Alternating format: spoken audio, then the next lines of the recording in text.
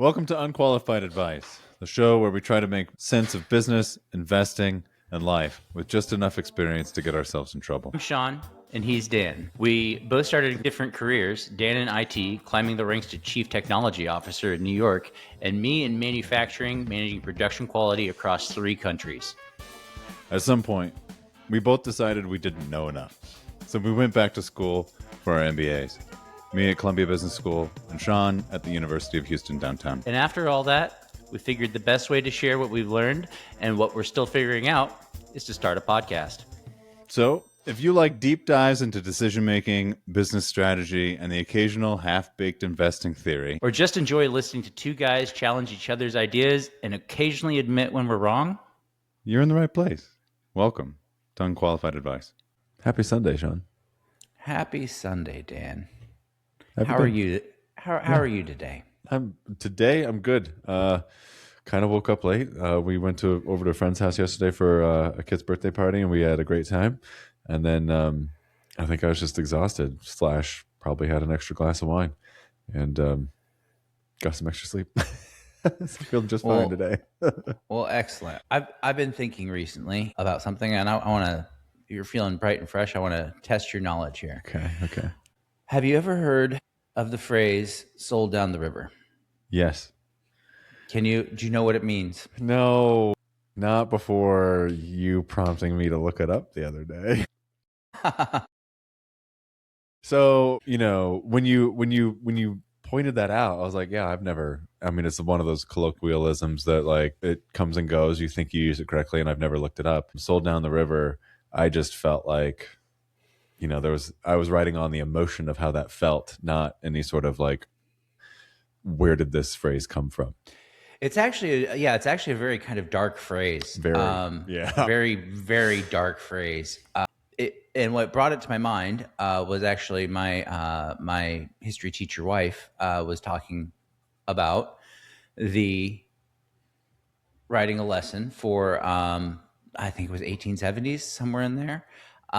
I'm sorry. Can't be no, it was earlier than that. 1790. It was 1793. There you go. 1793. Yeah. Yep, 1793.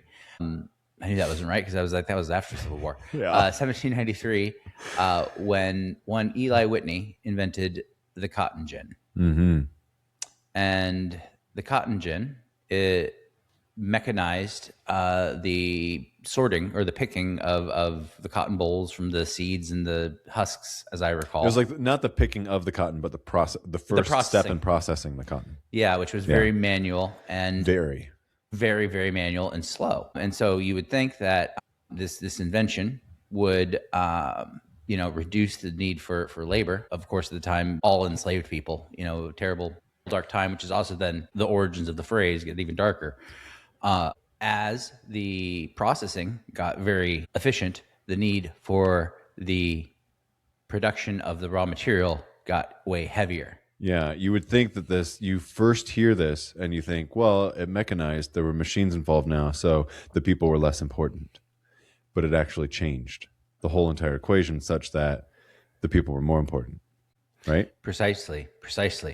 And so this created a huge... Because this step, the part that got mechanized, was a choke point on both sides, right? Exactly. Okay. And so that choke point got relieved, and what was seen was a huge demand for and relieved to not just a 1.2x factor, 1.3x factor. Because imagine if you were initially just doing everything purely manual. If you needed 2 people, an extra person to process cotton, then you would add an equivalent other person. Sounds terrible now that I think about what we're actually talking about, but I'm thinking about it from like if I were hiring as a manufacturing manager. Yep. A person to do a process over here, and every time I needed to increase my demand or my production, I would have to add 1 on each side. Well, now effectively what's happened is the people I had processing over here go down by a factor of 100, so I can reallocate the people that were processing there over to the earlier side, and then, hey, you know what, I can process so much more, and this is so much more efficient. I need to hire more on that side. Yeah. I say hiring.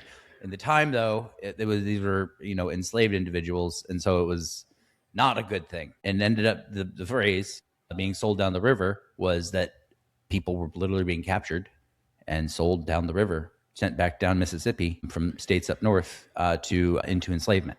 And from what I read, a lot of this was, you say states up north. It wasn't necessarily like capturing people in Connecticut. It was capturing people who were already slaves in Virginia and selling them down the river into the deep south, where conditions were significantly worse.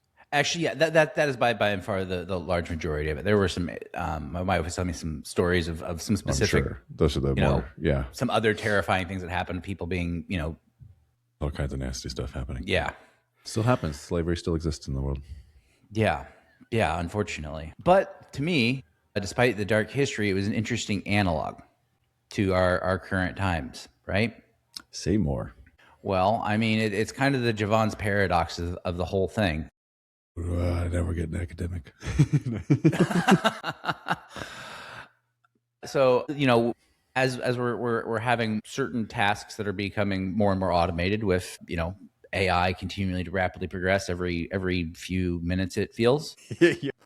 And advancements in robotics, autonomous cars, BYD's amazing electrical vehicles that I can't wait to get my hands on one of these days. For half price of everything else we have to select from. Yeah. That we're approaching a point where we're going to see some possibly some effects like this, where certain things are becoming automated, and perhaps it's going to unlock, new expansion of workforce in other areas. Agreed. Another great reshuffling. Yes, another great reshuffling. And I guess the question is it expansion that we're going to see from AI, or is it efficiency we're going to see from AI and automation? And you're asking for like a prognostication on the sum total, right? Because if you were to sort of divvy this up, I'm sure there's going to be like industries where it's totally expansionary, others where it is like more of a reallocation. Right. Yeah. You have to look at it, zoom out. If you zoom out, certain industries are going to feel awful. I think it'll be expansionary. I don't see every single big like industrial or technological breakthrough has always been that way. Like every single one.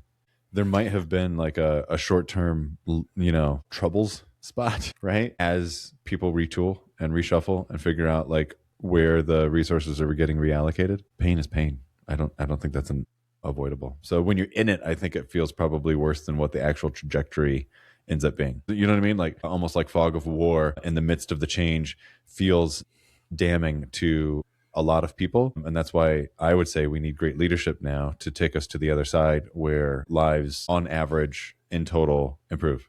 So you think we've got that leadership? Yeah, I was going to say. There's a New Yorker piece about Sam Altman just came out. You want to read that one? That was really good. There was a there's a question of the leadership in place, and also the leadership of what it's going to take to realize that vision. I don't know. I think the realizing of the vision is almost like an ant colony. It's unstoppable. Well, you're right. It's gonna be like the tools out. Pandora's box has been opened. Yes. We see Schrodinger's cat, or is that applicable here? Like, the box has been opened, so the cat is there or whatever. I don't know. That's probably me stretching it. Yeah, because the cat. You don't know if the cat exists or not until you don't know if it's alive or dead. Alive or dead, that's it. Yeah. Okay. So you don't know the outcome. Like we still don't know the outcome of it. Like if it's I guess it depends on where you stand. Evil with cats. Sam Altman or good or benevolent Sam Altman. Right. Like when is it Sam? When we open the box, is it Sam Altman clean shaven or Sam Altman with a goatee? I don't know. And that is definitely a huge worry of mine is who is in control of this technology and who is allowed to have access to it. I want to press on that for a little bit, because I think we've got a couple interesting threads that are happening like right this second, and also history can hopefully, I really, really hope, inform. So I was listening to Fareed Zakaria talk. I think it was on Ezra Klein's podcast, and I have huge respect for Fareed Zakaria. Not only is he an immigrant, and he's also just like so pro America, and the spirit of America and everything it stands for and the systems that we built and so on and so forth.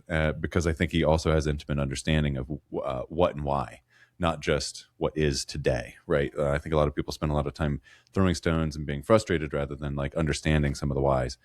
And he's great that way. So he spent a lot of time talking about like of course there have been lots of mistakes, and if you only focus on the mistakes, then America can kind of feel a little shitty sometimes, or it can feel that way as an American. But in the vast majority of our history, especially post World War II, when we were the hegemon, the leadership and what we've done in the world has been largely benevolent, and that gets passed over a lot. That fact. And even if we did some things wrong, the approach or the hope or the thing that we were kind of intending to do was mostly from a benevolent place. Granted, there's a lot of footnotes on that, and he spends a lot of time talking about them, and I think he does it in a very fair way.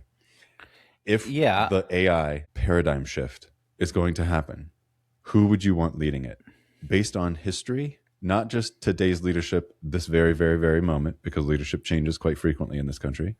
Would you want the CCP, Putin, or the United States, or Brussels? Brussels? I think of those four choices, there's an extremely clear winner. I might be a little biased, but I think there's a very strong number one on that one. Well, it's definitely not Brussels. The fact that you were exactly that's just like, so I want to have, so that's like, I'm imagining. Say why though. Say why. Illuminate for people. I'm imagining the meme of the three headed snakes, or what is it? No, it's a dragon with three heads, right? And there's like two mean looking ones, and that you have like the US and the CCP on that, like yes, looking mean and vicious, and then the kind of like really dumb, like mentally handicapped looking dragon going, and that's Brussels, and that's not who I want. Yeah, like it's just not going to work. That says nothing about Europe. That just says something about the EU leadership. I'm really pro. I'm pro and very bullish on Europe if they too could get out of their own way. I say that a lot about America, but it's like X over there. They need to get out of their own way because the systems would just be so nerfed. Nothing. It would take. It'll take an extra 100 years to get anything done. Yeah. Well, their AI would look like that dragon. A little. Yeah. A little held back, shall we say? I was imagining like a Fisher Price like Playmobil car, like with the big chunky wheels, like big injection molded plastic car versus like a nice like model Lamborghini. Yeah. With highly detailed, die-cast panels, and it's that would be the differences. Yeah, Lamborghini. We look good on the outside, but we don't know how to do anything on the inside. Yeah. No, but yeah, I would. Generally speaking, the U.S. honestly, though, a little bit of credit to China. Not that I want them leading it, or that I want their surveillance state involved, but I do think they're as far as they're advancing a lot of stuff. Oh no. Okay, so don't confuse my vote for how I think progress will be made. I have no doubts that the Chinese system will make some great progress. They've shown their complete capabilities on making progress. And for people who look at that system and think like, well, that is a demonstration of what capitalism isn't, I argue that is highly top-down controlled capitalism. Yeah, no, they will make great progress, but part of that will be jailing, disappearing people strategically, and not allowing their winners to win by keeping them in country and not being able to sell to Facebook, for example. Yeah, there will be limits to their progress for sure. I think they're gonna, when it comes to they're gonna commoditize certain aspects of it, right? Like they do everything. No, like it doesn't matter what you manufacture. If once China gets its hands on it and starts doing that particular manufacturing well, it's deflationary, which I think is going to be beneficial for the system overall. I think it's making our systems run faster. And I think it'll also keep. I think it's good to have multiple people that are strong, or multiple areas around the world that are strong in this. Yeah. We don't want. I think we don't, because it is pretty powerful from the looks of it. It adds variety of thought and perspective. Yeah, I think it's having it more distributed. It's almost like a nuclear arms race, right? The world's almost safer when you have more countries that have nukes than only one or two countries. Yeah, because again, man, just like imagine if it was not America that invented the nuke, and it was Japan, for example, or something like that, that was still being the aggressor. The whole what's that? What's that? Isn't there a TV show where they like re-envision the world, but Germany won or whatever? Yeah. Yeah, The Wolf Man and in the High Castle, the Man in the High Man, Castle, something like that. something Yeah, like that. Yeah, I never watched it. I wanted to, but I've I not wanted to as well, but not done that one. yeah. Maybe I've just been looking for something. Maybe I'll add that. Well, Remind myself. I've Add that heard to the good list. things. I heard good things. As have I. As have I. I think I pulled it up once, and watched the trailer. I'm like, this looks interesting, but it seems a little dark, and I was not feeling Probably is dark at the time. Yeah, probably is dark. Or I was like, I don't want to put my head into this space right now, and I have not gotten back to it. Yeah, I get you. Yeah. So anyway, I mean, that's where I think that's an interesting aspect of all this, where, well, let's zoom out even further and get a little wacky. Is I think some of the games that are the gamesmanship, let's say, that's being played across the world is all enabled. It's all downstream of the fact that like we are the AI leaders. We have mostly energy independence. I think there's like this mix of equation that is, regardless of how true it is making a particular group of people feel a particular way. And there's like this, I don't know, unleashing of chutzpah. And I don't know exactly. I mean, I don't know. I'm wondering about it a lot. You shared an interesting link in the chat, showing states that have had put in legislation. Yeah. Well, it showed, while Sean's pulling that up, it basically showed which states have something on the books that is trying to stop or regulate data center building around AI. States with something in progress, like a bill in progress, and then states where there is no such legislation yet. Yes, Dan shared a tweet with a link to datacenterbans.com, a handy little tracker anybody can go to see a map of the United States. That, now that I have it, why don't I share it on our screen? Here we go. Datacenterbans.com that shows a handy little tracker of state level data showing where they're basically putting moratoriums or restrictions on where data centers can be built. So what's interesting about this map to me is there are 5 different colors. You have red for active bans or moratoriums, orange for legislation advancing through their state houses, a color purple for items that are under discussion, a color gray for states where they're not taking any action. They just don't staying out of it, and green for states where they're actually putting in favorable incentives to build more data centers. What are your emotions when you see this chart, Dan? My emotions? Yeah. My emotions are, this is a map of where I would choose to move my young family or not move my young family. And which colors? So you would move to the states I'm choosing green. I'm choosing green. States that choose to grow and be smart. So that would limit you for like an industry or a thing that is so on whole, especially if you build electricity correctly, non-pollutant, and advances human flourishing. Well, Dan, then your the hat keys, they're next. They're your choices for when you would want to pull up some from Denver. You got West Virginia, you have South Dakota, you have Nevada. You can go right across the border to Utah. You can come down south here to Texas, where we welcome all. You could go over to Arkansas, over to Mississippi, or Alabama. Yeah. Those are the states currently right now that have put in some favorable incentives to bring the construction of these behemoth facilities. You know the other thing that comes to mind? What else comes to mind? Evidence of past performance is not predictive of future performance. Meaning, I just saw a graph the other day, and it was like Oregon spent $11 billion on $11 billion extra dollars on education or something like that, and the reading performance of their pupils has gone down. And I saw Mississippi something about that. just basically instituted phonics. That's it. It's not like they didn't reinvent the wheel. They went, hey, They what went has back to always basics. worked? Yeah. And so they introduced phonics, and they are the number one in terms of improvement. They're like the number one state, and now they're like state number 11. Deep South, Hey, state number 11 in yeah, reading. I've heard a lot about a lot of good things about Mississippi, and kudos to Mississippi on that Yeah. change and figuring out that it doesn't take complexity does not breed success. And dollars don't equal success. No, sometimes people want to change things and put in new systems that are fancy and shiny because they like, oh, this will be better. It not necessarily. Sometimes people want to change things for the sake of change to put their mark on things, and I think that we get weird results because of it. Yeah. So another emotion. Well, some of these states really surprise me. yeah. Well, so I mean, if there's some states that haven't taken any action. So maybe Florida could go one way or the other yet. You got New Mexico. That's A very poor state. very poor state. Yes. We've all seen Breaking Bad. Hawaii.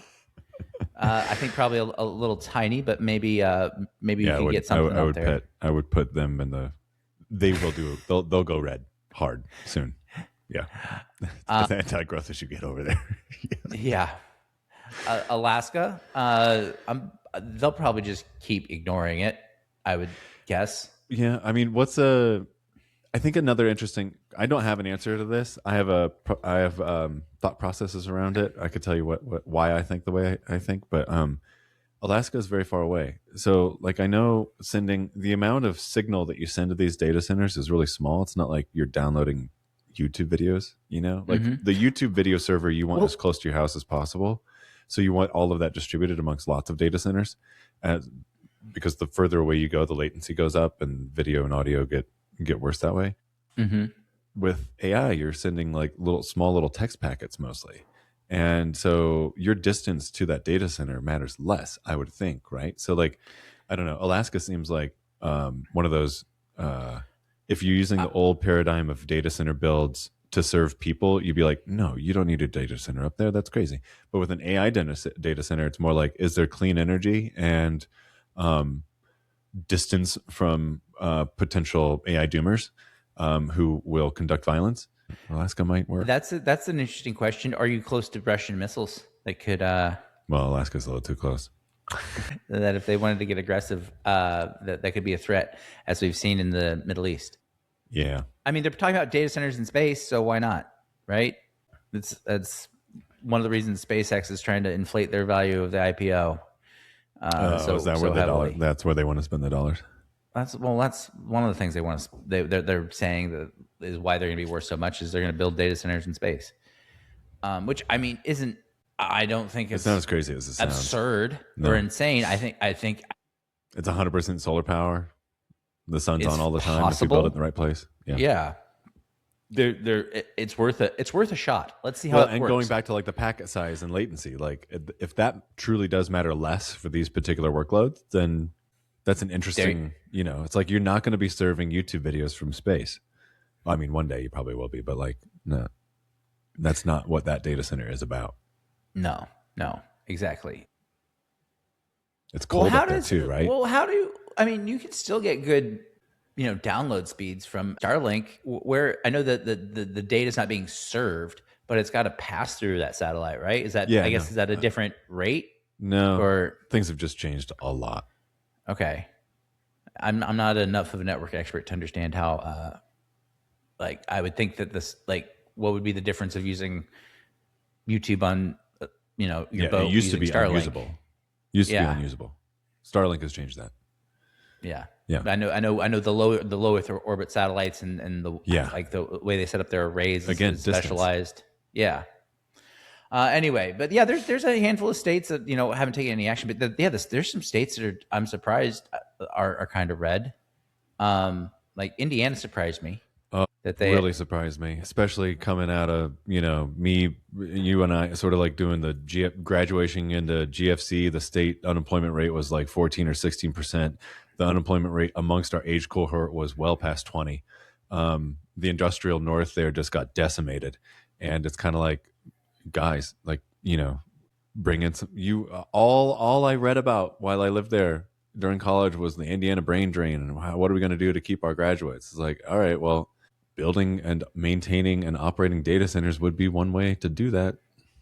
It's good for jobs, from what I've seen, what I've witnessed, And personally. I found, I should have like the evidence at my hand. There's a book that was written a while back, and I guess someone posited that like this is where all of the misinformation around water usage is coming from. Is this one AI doomer book, and it misestimated water usage by 100,000x or something like that. Yes, I read that, and then rather than Dig into it. printing a correction, like, or they put out a tweet, effectively, right? Say, oh, we messed up. That. But people, anyway, like you and I have talked about at not that if you put out a correction for a book, it's not like people can go buy that new book, like another copy, because I don't know how. Like that, there was some people like they should have done better with the correction. Like how? Like it's a book in print. You like even in newspapers, it's like 3 days later they print it on the very back page. No one. Yeah, like no one knows. Like the misinformation has occurred. Yeah, exactly. It's too late. It's going to be cited erroneously for a long time. Yeah. Anyway, I agree with you. Michigan really surprised me. Indiana really, really surprised me. Illinois being controlled by Chicago did not surprise me. I think there's a lot to be gained in Minnesota and Wisconsin with these things too. Upstate New York, which is just like has had a long stretch of just being meth town. That could, there's lots of improvements that could be made across the Northeast there too. Mm-hmm. Sun doesn't shine a ton, but they are water rich and human capital rich. I don't know. There's a lot to bemoan here or be sad about. It's interesting to me that this is, I mean, it's clearly coming down along some political lines. Well, I wonder, but it's reshaping them. Yes. Well, yes. I mean, this is the fourth turning, right? Like the teams are changing. Yeah, actively. And I think like this, like the way that this map colors out, like how the final coloration of this map ends up being is going to be like the new, tell us where the new battleground states are. Yeah, I was gonna say the new electoral map. Yeah, I mean, maybe I'm wrong, but I feel that could happen. Like, which way is California going to go? I don't know.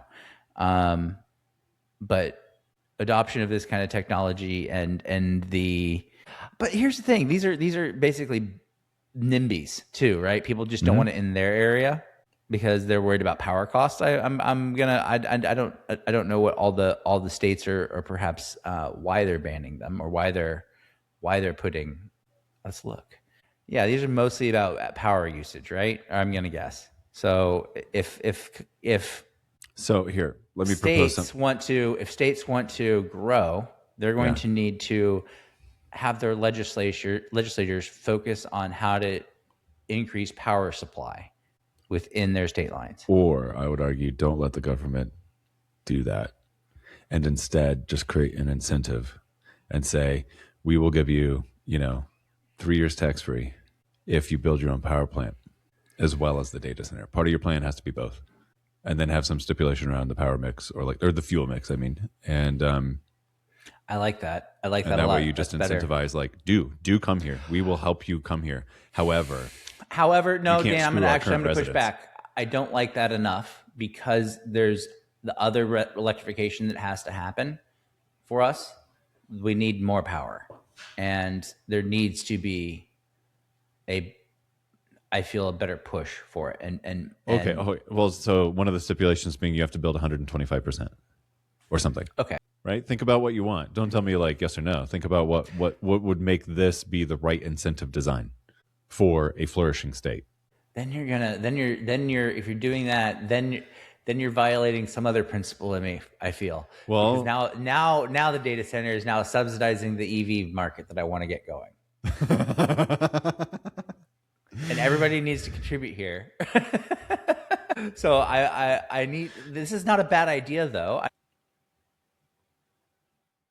Well, then what's the number? Tax-free for you say that, and I'm like, okay, well, 125 needs to move to 175 or something. I don't know what it is, but like, I'm sure But there's, you know, you now talked we're taxing now we're taxing AI and putting the cost of our EV expansion, other electrification needs on AI or on the data center, which maybe that is a logical place because you're going to have a lot of those other tools. Like you know, let's assume that as we keep progressing, that some of these does Waymo need a data center, Dan? I bet they use bet some they data do. center demand, Yeah. right? So yeah, so you know, I guess maybe the data center, if you're running an electric vehicle that is an autonomous vehicle, if you're More data centers. taxing the data center, it's more data center. Maybe that is a good aggregation point to put some, or to help build out some of that power capacity and capture it financially. But I worry that you're transferring the costs from pocket from one payer to another, and that might create other weird incentives where But you if the slow market, down one thing while speeding up a development of a bunch of bullshit on the other. But actually maybe exactly what we need where's the in bullshit? EVs. Well, like I'm imagining creating a if you over incent. No, never mind. That'd be fine. I'm thinking of electric scooters is what came to my mind, like the Lime electric scooters that you used to see Terrible for everywhere, the like environment. terrible for the environment. But I mean, that was cheap capital that was available from Yes. private equity that built that shit out, but not cheap electricity. I was worried about, you know, if you have this cheap electricity, then people are building all these EVs. I'm like, well, no, actually, that's not a bad thing. It's just gonna be who can build an EV that charges, you know, to full in 5 or 10 minutes. And oh wait, no, somebody already did that. So Oh, and if we have more power stations, then we probably will be able to get more superchargers installed. And like, this is all just part of the bigger, grander plan. But I also don't think you can just like, you know, write everything down on a piece of paper and say, hey, people, now this is what you have to do. We've envisioned it all. That's more like the China model. Whereas, you know, you go like, well, everyone seems to want to build data centers, and there seems to be a lot of money that wants to build the data centers. How about we tax that a little bit by saying you got to build megawatts as well? And if you do that, way to go. I'm sorry, I hit the wrong stop button, Dan. I mean, the point was just around like, you know, instead of the government being so heavy-handed and trying to say like, hey, we have this total vision and we are prescribing this total vision to you, and also we're going to listen to our noisiest constituents and they are going to rule the roost. Instead, this is what we're going to do. We're going to try to do incentive design such that there appears to be a significant amount of money chasing data centers. And so you're going to Do you think that makes people pro data center if they do it that way? Because there's a lot of not the people that are already negative. They need to be they need to be re-educated. They need to be shown actual stuff that needs to get out into the world. But it's not what gets clicks. So I'm not confident that real, true, and thoughtful information is what is prioritized. That is like my fundamental theory of mind. Yeah. So if you want to build a system where it's I mean, a council member's house just got shot up in Indiana over data centers. This, yeah, because they were supporting one. 12 bullets through the front of the house. Because AI doomers. They will resort to violence. Expect more violence from AI doomers. I had not heard that story. I heard about Sam Altman getting a firebomb in his house. Yes, that happened too. I mean, I kind of want to slap him just because he looks goofy. Yeah, but I would never. But I would never like endorse violence. Yeah, but it would be like a goofy slap, you know, like just like, dude, I don't know why. You're brilliant, but you got a smackable face. Well, he is brilliant in his own way, but like I think he's a shapeshifter. That's all. Yeah. I don't. Yeah. He moves like water toward money. Or I'd throw a shoe at him. Like the guy threw the shoe at Bush. I'd do that. As soon as you said that, I could picture it. I have the whole thing in my mind, the wood paneling and everything today in Baghdad. Like I just wanted to just like if I were frustrated with him, that's what I would feel comfortable doing. I'm not going to throw a firebomb on his house. No. People can change, you know, especially shapeshifters like Sam. That's a good point, especially if people that do lose their job and are whether true or not are told it's because of AI or they even if they're not told that but think it is and believe it, and because they read it on a Reddit forum that it's part of the atmosphere now. Yeah. Right? To some extent, I'm like, who can blame people? They are definitely wrong, but I don't think like malicious blame is fixing anything. That's why like I jokingly say re-education, but it Damn really it. is like changing the atmosphere. You know what this means? All these AI, all these data centers are going to have to be built behind like Oh big yeah, fenced-in security complexes. with missile defense. Yeah, they're going to be ugly and hideous. Then Oh yeah, and by necessity. if you have a history of training with the United States Armed Forces and you're a trigger puller, you could probably get a part, or you could probably get a full time job hanging out with an M16 outside one of these places. Mm-hmm. Well, hey, there's some job creation. We were looking for some. There's some. Yeah, yeah, not exactly what I was envisioning, but you know, sometimes never the future is. just has to get built. It's never. It's, yeah, we're building the airplane as we fly. It's never going to look like what you think it is. Yeah, yeah, When yeah, you start, yeah. we're all going to be AI. Yeah, these don't have to be so ugly. We're all going to be data security center guards, and that's going to be a necessary job. What's your job? I'm protecting the intelligence. I manually control a drone with a stick Right. on the end to go and swat other drones out of the sky with. Because we haven't quite figured out if we trust the intelligence inside that building to not hunt Exactly. me. Exactly. We got these dumb drones just in case. Just in case. Yeah. Yeah. At the end of the day, real bullets. You know? Yeah. Yeah. I don't know. How would you either inoculate this mind virus or like, you know, in Jim O'Shaughnessy's sort of thing, like, you know, incept the population around this subject? It's not that there are no downsides. It's not that, you know, I think talking openly about the negatives is worthwhile, but because the negatives have been inflated past any sense of reality. Because everybody's going to be reacting pretty rationally, I think, in their own through their own lenses, at least as they see it. As they see it. Yeah, I see it. Yeah. And so to incept, like, it's hard to incept something in a population who's going to be experiencing something from so many different lenses, where certain industries and jobs will be disappearing, other jobs will be growing. But people, now I have to move from here to over there to go find where that job is sprung up, and you're going to have, think of the Rust Belt, right? No, I think of those Indiana residents that have like just you know, now they're I'm just saying, but think about how the Rust Belt came to be, right? It like as industry left, these towns kind of dried up. Like, are we going to see more of that, where certain towns start to dry up as certain industries do change and shift, and then other towns bloom and blossom? But then you live in a state that like made data centers illegal, so now that's where I was going. It's like, so these people in northern Indiana, it's like all of a sudden they get dried out again, and they're like, Meh. And then it's like, well, I mean, you could move to Mississippi because they incentivized. Yeah, I mean, there's jobs down there. It's growing. You know, this gleaming capital. Hey, you know what? If the whole Midwest does it, though, then the Midwest is the new Deep South. Is that what's going to happen? Yeah, it's a reversal.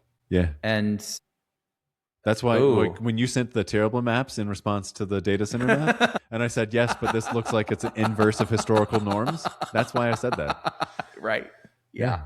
The industrial north is flipped, and it's going to be the industrial south and the hollowed out NIMBY North. But on the other side, though, you have the Midwestern hedge of it's going to have great weather, and it's going to be a great vacation spot. So maybe what we need to do is look out for cheap land in the Midwest, like near the Great Lakes, because it's going to be prime vacation spot when global warming really starts to take off here in another 5 or 10 years. Yeah. So like we need to figure out how to play this long term.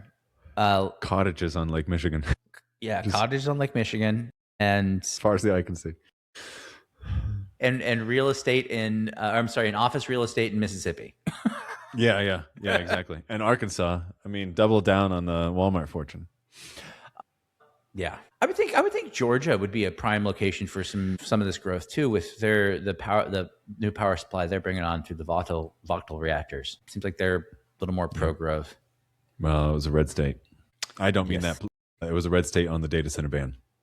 I know it was, which surprised me. Well, but I mean, I'm guessing that's Atlanta controlled. Yeah, and looking at it, like looking at that tracker, there was a lot of local. It was flowing red if it was like in a local municipality or a county. Like so, it's. We'd have to click into Georgia to get the full picture there. We need a state level tracker. Is what we. I mean, like what state houses? Are there any state houses that we know of? Oh, Georgia has House Bill 102 for total. Looks like it. House Bill 102 data center moratorium. How long does it say? I'm waiting for the Georgia General Assembly. The link was busted. No, okay. So, I mean, I guess that's a sub question too. Is like, I think when you were looking at Proposed. in I mean, Indiana, there were like some 6 month bans or something like that. So it's interesting, but it's not anything to get your your hopes down. It's like a legislature kind of appeasing people probably to a degree, and also saying like we as a body need time to digest this and deliberate it before we start making like bigger plans. So here's a moratorium. It's basically a big blanket statement saying like no one's ready. We're not making decisions right now. And I'm painting a positive picture of my own vision, and I don't know if that'll be true. If they're willing to do a 6 month moratorium, I would bet that they're more likely to move further in that direction than the opposite. But you would hope, if nothing else, maybe it's a flag to, I hear Nvidia has some excellent lobbyists these days. So maybe some lobbyists are flying down to Georgia and saying, hey, I see that you did a 6 month moratorium. Would you like to talk about the benefits and costs and stuff with data center builds? Like, we can help educate you with real numbers and real evidence from the real world. I wonder, with some of these plants that have been coming online here in the United States, in Arizona, that they've been building for Samsung and TSMC, and I think is AMD building a new one somewhere? Samsung, I think Samsung's building one in Texas. TSMC was building one in Arizona, right? And I think they're up in a fab. Yeah. What's the story on the area around those places? How have the towns where those have been built, how have they been impacted? That's the story I need to go look into. Yeah. Because that would be the story I would want to go and tell to, I mean, if it's a good story, right? My mind's eye, it should be a good story. Or an almost unnoticed story. Yeah. Like it's one big warehouse. Amazon has built one. Well, not that far away from me, and actually, no one knows. If it's an unnoticed story, that could almost then be it's easy to say it's a negative story, because then it's easy for it. They're gonna say, oh well, yeah, they didn't even notice it. It didn't. That means there was no positive impact. It didn't bring a positive impact, and there were all these negative. Like they perceive that but our water prices will still go up, our electricity prices will still go up, yada yada yada. So that's just the story that's being told. Yeah, that's I know.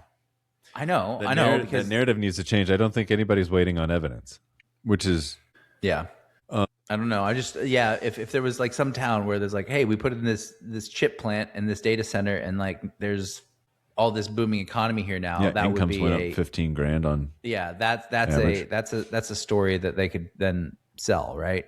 And be like, yeah, you want more of this in your town. Yeah, but like that's not going to happen at year 1 or 2, Oh, I know. Hopefully someday that does start to happen. Then I think if you see that start to happen, that's what I'm trying to say is if you can have a But is anybody patient like that?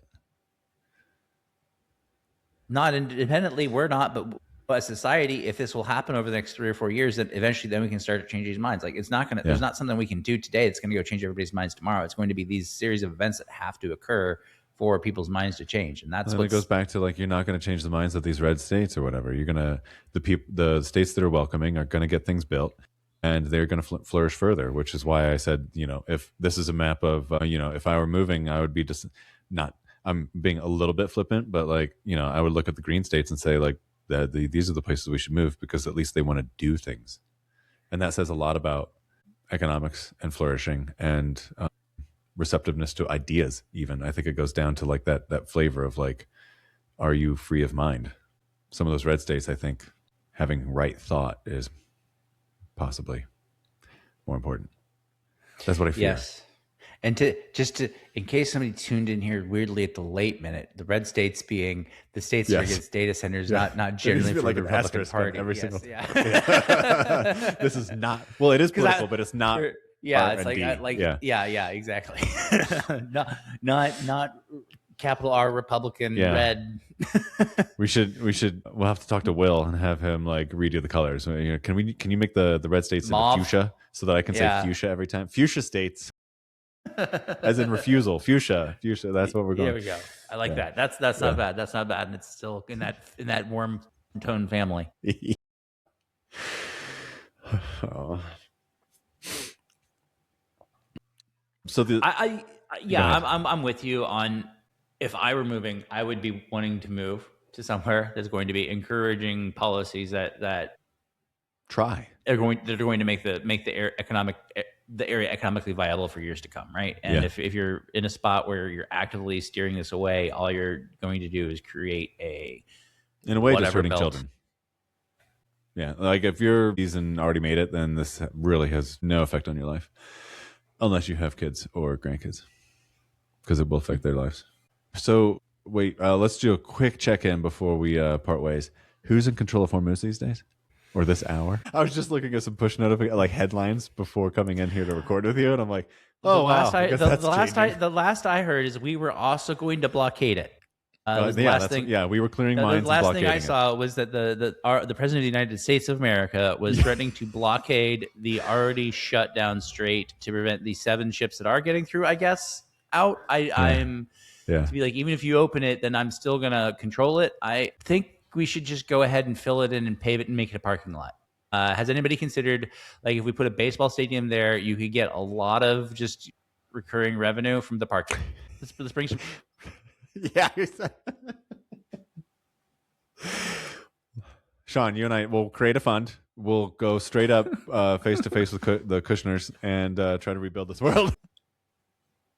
And then we're going to just make a land bridge to connect. That's what the problem of the area is, that the strait's been keeping these countries apart. We need to just connect them for peace. Yeah, there you go. Oh man, plow the mountains over. Did you get to read Citrini's piece? I have not yet. Okay, you're going to enjoy that. Like, I mean, he gets to all the actual investments and numbers and stuff at the end, which of course have like all done. It's all played out. But the opening narrative. So anyway, to backfill on this, like there's a investment research firm headed up by James Van Galen, and it's called Citrini. He puts out notes. Sean and I used to be paid subscribers. We are no longer because we're poor, but one day we'll be subscribing again. And they sent an analyst and a person out to the straits, literally, to just go investigate. And like he flies into Bahrain and then has to like get over into the Oman, and then like is off of the coast of Oman trying to figure stuff out, and like paying thousands of dollars to people to just take a little scuttleboat out into the straits and see what's going on. And the whole reporting, the narrative itself is really, it grabs you. It's fun to read because it is adventure, but at the same time, it's really painting a picture of like what's actually happening on the ground, and it is quite disconnected from what you read in the headlines at times. I think that's my bedtime reading tonight. Now that I'm thinking about it, I've had it on my to-do list. Yeah, if you've been online and seen people joking or posting memes about analyst number 3, analyst number 3 is the Citrini Research analyst. Yeah, it was brilliant. It was a brilliant piece. I'm looking forward to it. It's outside of the paywall now, so anybody can go and Google that one or find it in the show notes or whatever. And Citrini's pieces, there's several that we've talked about, but everything they put up outside the paywall, I recommend, just if you're interested in good the world and how it works. Yeah, not just good investment analysis, but also just good, thoughtful analysis on how the world functions. It's because at the end of the day, interesting reading. Yeah, at the end of the day, that is investment research. It's like, how does the world work and where's it going? That's it. Yeah. So anyway, and then I saw a clip of the foreign minister of Singapore talking about the Malacca Strait, which I thought was interesting because I know it's another choke point, but he was able to illustrate a little bit for me because I didn't, me knowing it's a choke point, that's about as much as I knew.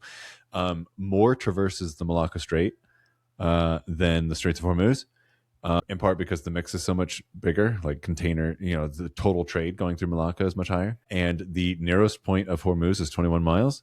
And it is this huge choke point that has captured the imagination of the world. The narrowest point at the Strait of Malacca is 2 miles. Holy crap! Yeah, and so wait, who could shut that down? China could. Anybody else powerful enough to control that? United States. So is this all going to be just a precursor for what's going to happen over there in 2-3 years? Well, I don't know. I thought what made me interested, or what captured me about years, this. That's too long. 2-3 months. Yeah. It's AI timelines now. AI Trump timelines. I mean, in theory, we're going to vote Trump out of office, and in theory, Trump can't be voted out of office because he can't run again. In theory, he can't go again.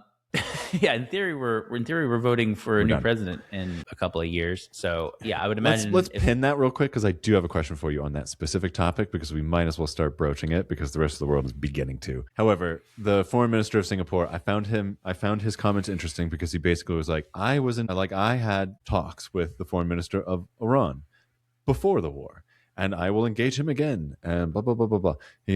But he's like something to the effect of like, I cannot take sides in this at all because fundamentally the only thing that I and Singapore are concerned about is the open trade on water. That's it. So if you ask our position will say keep waterways open. That's the only position we have. We're like essentially his words put more kindly than I am here. That's why he's foreign minister. But I just basically he did pick a side, but it was like I'm picking based on fundamentals. You can hear my fundamentals. This won't change because it's our fundamentals. It doesn't matter who's on what side of this particular argument. We will say open tradeways, period. Which fundamentally is, well, other than a few hours ago, if I was closing the Hormuz Strait, I guess, was our position too. But now I remain slightly confused. Yeah, we used to be, that was part of Bretton Woods and the Marshall Plan, right? Was open, free waterways. So that's what I mean. I did a big, maybe controversial piece on Prometheus, trying to like get my thoughts like onto paper around that. I'll have to check that one out. It was complicated for me to do. When'd you post that? A week ago. Okay. Saturday. I'll have to go check it out. I called it the tab because it's basically like trying to take account for like who, I don't think it's fair to try to tabulate this like a piano as if, positive sum has to be absolutely measurable to the United States. But I do think that that's the world that we're moving toward. We are certainly led by someone who views it that way. But I think fundamentally that's just going to be how things are in the future, Trump aside, because the appetite for the American people to be paying for all of this has evaporated. And so anyway, that's the piece is trying to explore all that and like all relate it back to Hormuz and what's happening right now and how this is like a harbinger of a very big change across global order inside of 3,000 words. Yeah. That tracks. I mean, that tracks. That's the kind of the summary of the thesis of several books that have been in our zeitgeist over the last several years, right? Yeah. Yeah, I'm not doing anything new. I'm not claiming to do anything new, but like I am trying to like communicate how you feel about it. I'm just today, trying to communicate and how it feels in the moment. I'm trying to, yeah, exactly. How it feels in the moment, and how those ideas are feeling very fresh in the moment because it feels like these things are true right now in a way that maybe they weren't 4 or 5 years ago. Yeah, but they certainly have accelerated to it. So I saw a headline that Harris may run again. Whoa! What does that mean? Don't even have to lay an opinion out about like who. What does that mean that she is still capable? What do you mean capable? That she's capable of thinking well, she's I guess gonna... you could just announce it and that alone gets headlines, right? Yeah, it can just be her and her camp. It means she's capable of keeping a number of sycophants around her that think she has a chance. Yes, that is very true. It means she's capable of it means she's capable of building an echo chamber. That's what it means. Damn it, Sean. That was clean right there. That was very good. Thank you. What it means for us, though, is that it's going to be a noise and distraction that people will be talking about that isn't needed and will further prevent coalescence around a viable candidate. That's what I worry is like what I'm hoping for is to find the pendulum back inside of a swinging space that is, for all intents and purposes, more normal. Rather than it blossoming out into the outer ranges. And right now we are in an outer range, and I want that pendulum to come back down in the middle a little bit. It's always moving, but Harris to me feels like another one where it's just like, oh, well, push that thing. Oh, yeah. Like way too far to the other direction. And that's not even like trying to say like actual policies or whatever. It's just, non-viable. I did even people I know in my personal life that were Harris supporters, wanted her to win last time around. Like saw that and were like, oh God, for Christ's sake! Like it was just Well, I think everyone's dealing a little bit more tight, like a little bit more closer with reality than. I think everybody now realizes how out of touch certain parts of society got in the late 2010s, and that had an impact coming out of the pandemic and all the sickness, literally and spiritually and mentally that we had during that we're finally working through in this tumultuous time. Yeah. And seeing a reshaping of some of these lines and some of these opinions where people have a little less tolerance for some bullshit than they did, and for stuff on that just doesn't matter. It's like I think people are refocusing, like, you know what? We see some things that are really starting to matter, where for maybe a while we were arguing about stuff that didn't feel like it mattered as much, or it just, when I say that, we were all talking on our about screens. Yeah, we were all on our screens worried about woke everything stuff, or worrying about everything. And everything was a battleground because you're not actually interfacing with people. Fundamentally today isn't any different, though. That's what I'm wondering. I was right there with you. The same thought process. I'm not sure that we've graduated out of COVID. Yeah. Man, how much this has changed us. I mean, it changed my life fundamentally, for sure. But sometimes I think like I just grabbed a whole bunch of short straws in those few years. But then you like kind of look at the hangover, and it's like even the people that did well, like, remain, there's psychological. Anyway, there's a whole bunch there. Yeah. Should we wrap it up? Yes, we shall. Shad. Who or what? It sounds like a shad? bowel Shad's movement. a fish. There's a fish called a shad, I believe. Okay. Good save there. All right, everyone. We'll let Claude fact check that one in the show notes. As it does. There you go. Yeah. My favorite part of the show notes, the fact check. Yeah. Anyway, Dan, it was a pleasure. Have Absolutely. yourself a great week. You too. Go Hopefully build something. Yeah, exactly. Go build something. Agreed. Get your hands dirty in some way.